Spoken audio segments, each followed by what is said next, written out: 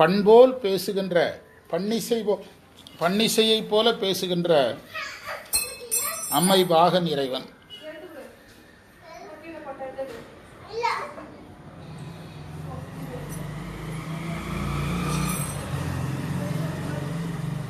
இறைவனே, உன்னையன்றி எனக்கு எந்த பற்றும் இல்லை.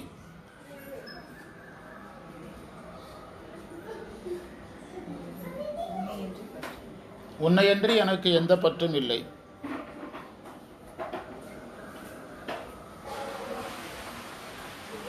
உறுதியாக என்னை நீ ஆட்கொண்டாய்.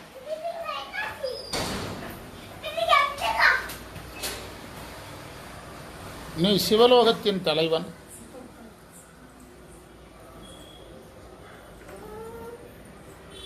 சிவ திருப்பெருந்துறையில் எழுந்தருளியவன்.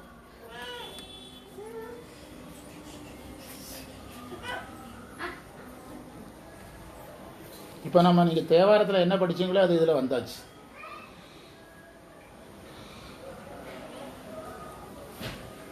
உன்னுடைய அறிவு என்னில் கலந்திருக்கிறது.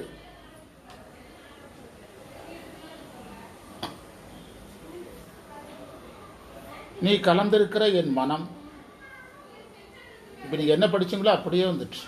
நான் ஒரு 20 நிமிஷமாக கத்தனை மூச்சு வாங்கி அதை மாணிக்கவாசகர் சொல்லிட்டார். நீ கலந்திருக்கிற என் மனம், மெய் வாய் கண் மூக்கு செவி என்ற ஐம்பொறிகளையும்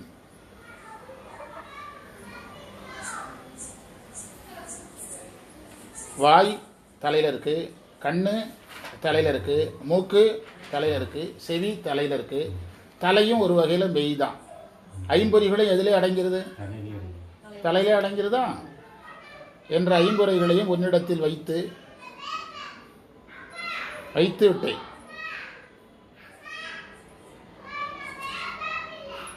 இந்த உலகில் நான் வாழ மாட்டேன்.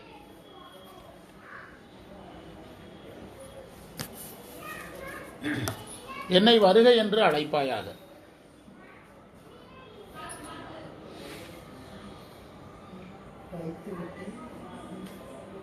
இந்த உலகில் நான் வாழ மாட்டேன்.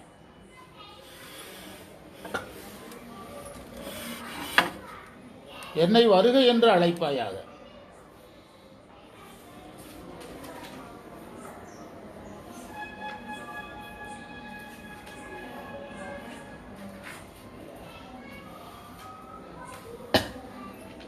அதில் பாருங்க, ஐம்பொறிகளும் இறைவனை நாடியதை இங்கு குறித்தார் காசுப்பிள்ளை. ஐம்பொறிகளும் இறைவனை நாடியதை இங்கு குறித்தார். இதுக்கு தான் நான் 20 நிமிஷமாக கரடியாக கத்தனை தேவாரத்தில். இப்போ யாரே பிரமாணம் கொடுக்குறா? மாணிக்கவாசகரே கொடுக்குற. ஐம்பொறிகளும் இறைவனை நாடினதை இங்கு குறிப்பிட்டார்.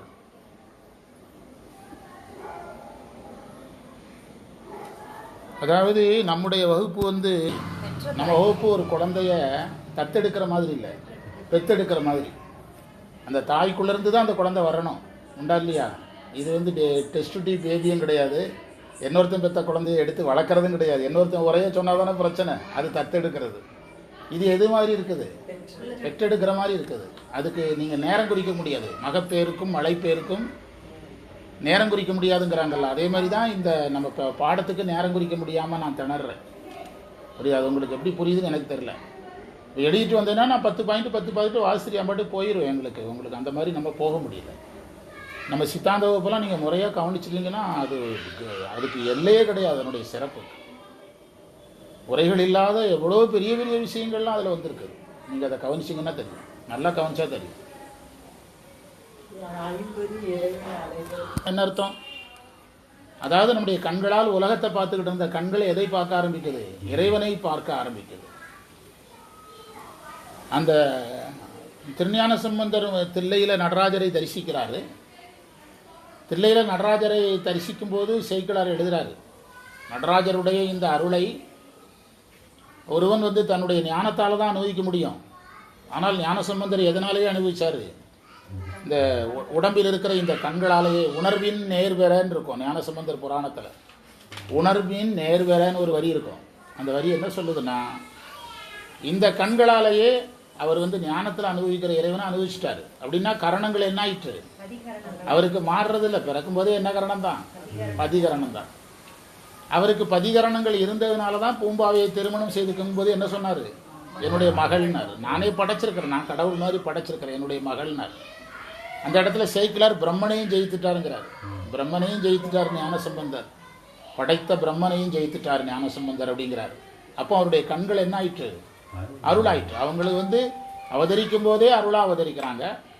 நீங்கள் மார்க்கத்தில் சரியாக நின்னீங்கன்னா உங்களுடைய கண்கள் உடம்பு எல்லாமே வந்து உலக வசப்படுறதுக்கு போல என்ன வசப்பட்டு கொள்ளும்? அருள் வசப்படும். நமக்கு வந்து ஒரு பணத்தை பார்த்தா கூட அதுவும் நமக்கு எல்லாம் சிவமனன் என்றாய் போற்றின்னு தான் தோணும். கெட்டுக்கட்டா பணத்தை பார்த்தா கூட இதுவும் என்னது தான்? இதுதான் ஒரு அருள் தான் அப்படின்னு பார்க்க ஓரளவுக்கு பக்குவம் வந்துடும். எல்லாம் சிவமனன் என்றாய் போற்றினா இப்போ பணக்கட்டு என்னது தான்? சிவம் தானே. அப்படி அறிவு வந்துடும்.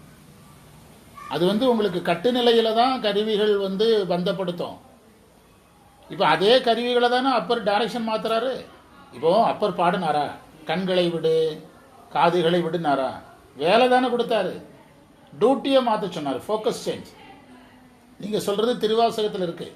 சிந்தனை நிந்தனக்கு ஆக்கி அப்படின்னா வேற எங்கேயோ இருக்குன்னு அர்த்தம். வேற எங்கேயோ இருந்ததுன்னா பிறவி.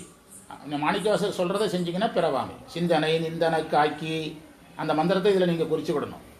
நாயினேந்தன் கண்ணினின் திருப்பாத போதுக்கு ஆக்கி.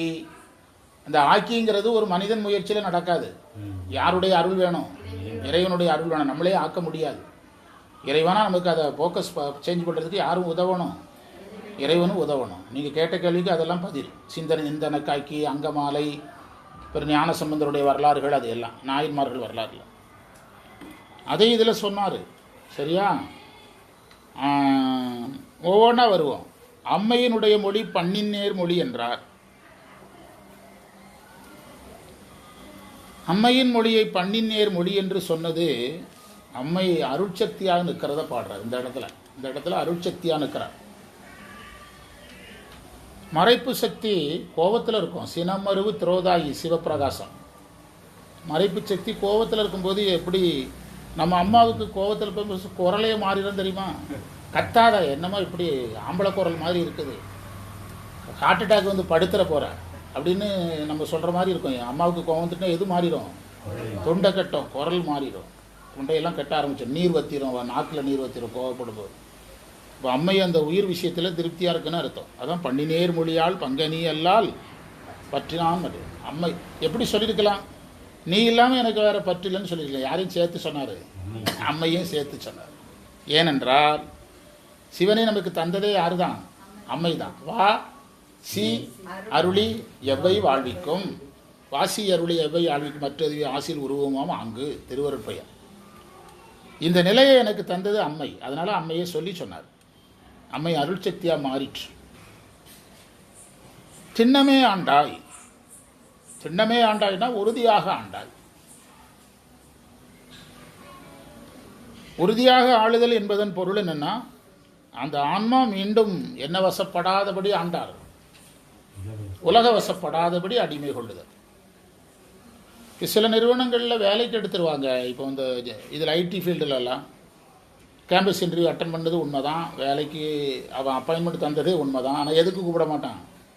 வேலைக்கு கூட மாட்டான். அப்படி நிறைய பேருக்கு சூழல் வந்துடும். அப்படி நிறைய குழந்தைகள் காத்திருக்கிறாங்க. என் பையனுக்கே நடந்தது. இன்டர்வியூ நடத்துவான், அப்பாயின்மெண்ட் ஆர்டர் கொடுப்பான், வேலைக்கு கூப்பிட மாட்டான். அதெல்லாம் என்னது? ஆண்டது உண்மைதான், ஆனால் திண்ணமாக ஆளலை. வேலைக்கு எப்போ வர சொல்கிறேன்னா ஜூன் வா, ஜூலை வா, ஆகஸ்ட் வான்னு சொல்லிக்கிட்டே இருப்பான். ஆனால் இறைவன் வந்து இவரை வந்து அருள் நெறிக்கு எப்படி ஆண்டாரான்? உறுதியாக அடிக்கும். உறுதியாக. இப்போ நம்ம மாணவர்களே எடுத்துக்கிடுங்க. ஒரு ஸ்டடி இல்லையே உங்களுக்கு சைவத்தில் வந்து திண்ணமாய் ஆண்டாய்ங்கிறது அதுதான். அதாவது ஸ்டடியாக இருக்கிறது. ஸ்டடியாக இருக்கிறது. நீங்கள் சிலர் வேலைக்கு போகிறேன்னு போயிட்டு வேலைக்கு விட்டு ஓடி வந்துடுவான். இப்போ இராணுவ வீரர்கள்லாம் பாருங்கள், அவங்க பனி அடித்தாலும் குளிர் அடித்தாலும் வெயில் அடித்தாலும் மழை பெஞ்சாலும் எதில் இருக்கிறாங்க? இருக்கிறாங்கல்ல. திண்ணமாய் ஆட்கொண்டதும் உண்மை, அவர்கள் திண்ணமாக இருந்ததும் உண்மை. அது சைவத்தில் வேணுங்கிறாங்க. சைவத்தில் என்னால் எத்தனை சூழ்நிலைகளில் என்ன நான் மாட்டிக்கிடாமல் தானே இருந்தேன். எத்தனையோ சூழ்நிலைகளில் நாம் இருந்தோம். திண்ணமாய் ஆண்டாய், எவ்வளோ பெரிய வார்த்தை! திண்ணமே ஆண்டாய். எங்கே வேணாலும் போகலாம், அந்த இதில் உறுதியாக இருக்கணும். நம்முடைய நோக்கத்தை உறுதிப்படுத்திக்கணும்.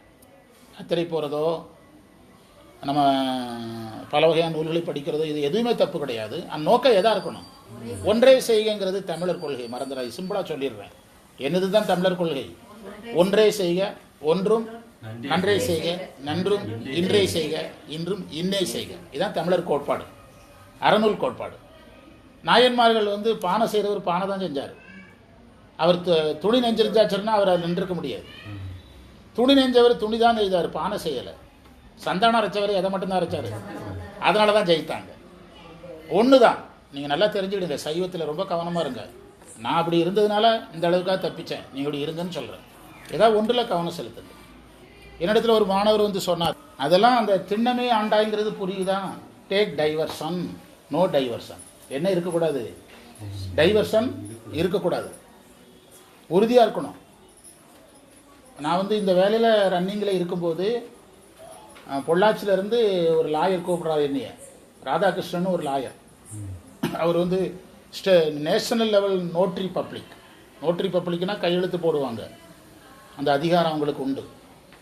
நேஷனல் லெவலில் நோட்ரி பப்ளிக் அவர். இந்த மாதிரி இவங்க இன்னமே ஆண்டால் சரியா, நீங்கள் இதை எடுக்கணும், நீங்கள் கையில் எடுக்கணுங்கிறதுக்காக சொல்கிறேன். எல்லா கேட்டுக்குள்ளேயும் நுழையக்கூடாது. கேட்டு திறந்து தான் இருக்கும். அந்த ஆயுத பூஜை அன்னைக்கு சுண்டல் வாங்கி தங்குறவன் எல்லா கடைக்குள்ளேயும் போகுவான். அவன் நிலைமை அது, புரியுதா? நீங்களும் அதே மாதிரி நம்ம அந்த மாதிரி போகிற மாதிரி இல்லை. அவன் நிலைமை அப்படி இருக்குது, அதனால போகிறான். எல்லாரும் அப்படி போக முடியுமா? பார்த்துருக்கீங்களா? அதே மாதிரி இங்கே திறந்துருக்கிற கேட்டுக்குள்ளெல்லாம் நுழையக்கூடாது. நம்ம நோக்கம் எது, அந்த கேட்டுக்குள்ளே தான் என்ன செய்யணும்? நுழையணும். திண்ணமே ஆண்டாய் சிவபுரத்து அரசே பொருள் சொல்லிட்டேன். திருப்பெருந்துறை சிவபுரத்து அரசேங்கிறது மோட்சத்தை அவன் தான் தர முடியும். திருப்பெருந்துறைங்கிறது அவன் குரு என்பதற்கு குறியீடு. சிவனே என்பதற்கு அவன் இன்பம் தருவன் என்பது குறியீடு. எண்ணமே உடல்வாய் மூக்கொடு செவிகன் என்றுவே நின்கனை வைத்தினார். அதுதான் இன்னைக்கு முழுதும் பேசணும். அதாவது அந்த அந்த எண்ணமேங்கிறத தனியாக விட்டுருங்க. அது அந்த கரணங்களை குறிக்கணும். அது உரையை கொஞ்சம் டெவலப் பண்ணணும். உரை போதுமானதாக இல்லை. எண்ணமேங்கிறதுக்கு எப்படி பொருள் எடுக்கணும்? என்னுடைய அந்த கரணங்களையும் நான் உன்கிட்ட கொடுத்துட்டேன்னு அர்த்தம். உடல்வாய் மூக்கோடு செவிகன்னு சொல்லும்போது என்னுடைய புறக்கருவிகளையும் ஆற்ற கொடுத்துட்டேன், ஒன்னிடத்தில் கொடுத்துட்டேன். உடம்புல எத்தனை கருவி இருக்கு? ஒன்று அகக்கருவி. அப்போ என்னத்தை கொடுத்துட்டேன்? அன்றைய எந்தன், அவ்வளோதான். அன்றைய எந்தன் ஆவியும் உடலையும் கொடுத்தேன். டெவலப் பண்ணணுங்க, டெவலப் பண்ணணும். அவங்க அப்படி தான் சொல்லுவாங்க. அவங்க நம்மளை நம்புகிறாங்க. இவங்க வந்து சாதனை செய்து இதையெல்லாம் கண்டுபிடிச்சிருவாங்க, நம்ம பயப்பட வேண்டாம், நம்பி எழுதுவோம்.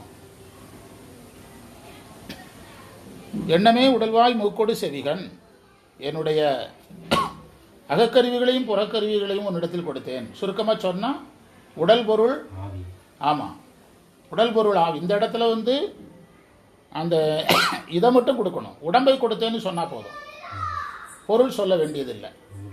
ஆமாம், யான் எனது. எனது இங்கே பேசவில்லை, எதை மட்டும்தான் பேசியிருக்குது? யான் தான் பேசியிருக்கு. யான் பேசினாலே எதை பேசினதுக்கு சமம்? எனது பேசியதற்கு சமம். எல்லாத்தையும் நான் உங்ககிட்ட கொடுத்துட்டேன். மண்ணின் மேல் அடியேன் வாழ்கிறேன் கண்டாய்.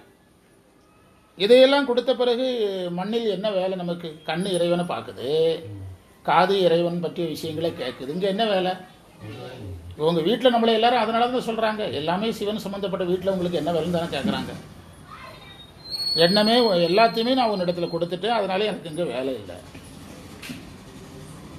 இதையெல்லாம் யார் கூட இருந்து அனுபவித்தாலே போதும். இது அனுபவிக்கிறதுக்கு நிலமும் நீரும் நெருப்பும் காற்றும் சொந்தமும் பந்தமும் எதுவும் வேண்டியதில்லை இது அனுபவிக்கிறதுக்கு.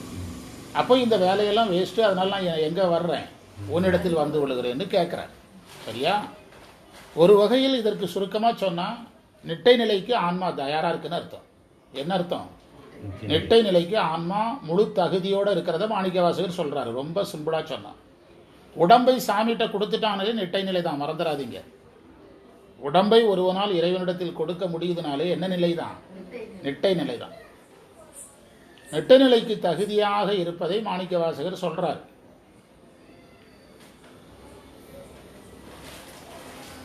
அதனால தான் என்னை அழைத்து கொள்னு சொல்றார். என்னை அழைத்துக்கொள் என்று சொல்லுகிறார். அந்த புண்ணியா உன்னடிக்கே, அதே கான்செப்ட் தான். புண்ணியா உன்னடிக்கே போதுகின்றன. அவர் அப்பர் கொஞ்சம் அட்வான்ஸாக போனார். நீ என்ன கூப்பிடுறது, நானே வாரேன்னாரு. இவர் என்ன சொல்றாரு, நீங்க கூப்பிடுங்கிறார். ரெண்டும் ஒரே மீனிங் தான். அப்பர் இறைவன் அழைக்கும் நேரம் வந்ததை உணர்ந்து வருகிறேன்னாரு. இவர் இறைவன் அழைக்கும் நேரம் வந்ததை உணர்ந்து கூப்பிடுனாரு. ரெண்டும் ஒன்று தான். ரொம்ப நெருங்கிய உறவினர்கள் கூப்பிடாட்டாலும் வீட்டுக்குள்ள வருவாங்க, கூப்பிட்டாலும் வருவாங்க, உண்டா இல்லையா? அதே மாதிரி தான். ஆனால் என்று இந்த மந்திரத்தை நிறைவு செய்வோம். அடுத்த மந்திரத்தை பிறகு சிந்திக்கலாம். இன்று நமக்கு கிடைத்த அனைத்து சிறப்புகளையும் நம் குருநாதர் சம்பந்த சரணாலயடிகள் திருவடிகளில் எண்ணமலர்களாக சமர்ப்பித்து எதியமை பணிகொடும் ஆறுதி கேட்போம் எம்பெருமான் பள்ளி எழுந்தருளாய் என்று நாளைய பணியை நோக்கி செல்லுவோம். சிவாய நம சிவா. தென்னாருடைய சிவனை போற்றி நாட்டவருக்கு இறைவா.